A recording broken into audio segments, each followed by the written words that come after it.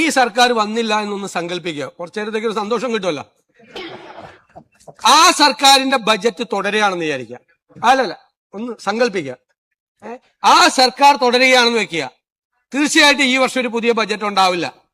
ആ ബജറ്റ് നടപ്പാക്കിയിരുന്നുവെങ്കിൽ, അതായത് 10,189 കോടി രൂപ ലോക്കൽ ബോഡിക്ക് അനുവദിച്ച ആ പ്ലാൻ ഈ വർഷം നടപ്പാക്കിയിരുന്നുവെങ്കിൽ, ഈ വർഷം ആ പ്ലാൻ 35,000 കോടി രൂപയുടെ ആ പ്ലാൻ നടപ്പാക്കി വരുമ്പോ 20,000 കോടി ഇല്ല.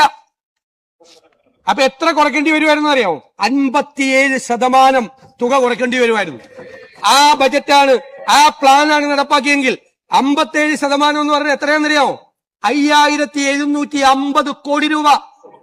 ഇവർ നീക്കിവെച്ച 10,000 കോടി രൂപയുടെ 5,750 കോടി രൂപ നടപ്പാക്കാതെ പ്ലാൻ കട്ട് നടപ്പാക്കേണ്ട ഗതികേടിൽ ആ ഗവൺമെന്റ് ഉണ്ടാവുമായിരുന്നു.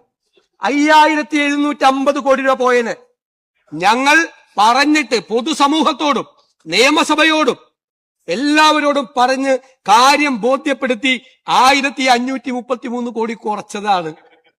എന്തൊരു നിങ്ങൾ തന്നെ ഞാൻ പറഞ്ഞാൽ ഇങ്ങോട്ട് വിരൽ ചൂണ്ടുമ്പോ 4 വിരലും നെഞ്ചിന്റെ അകത്തോട്ടാണ് കയറിപ്പോണത്.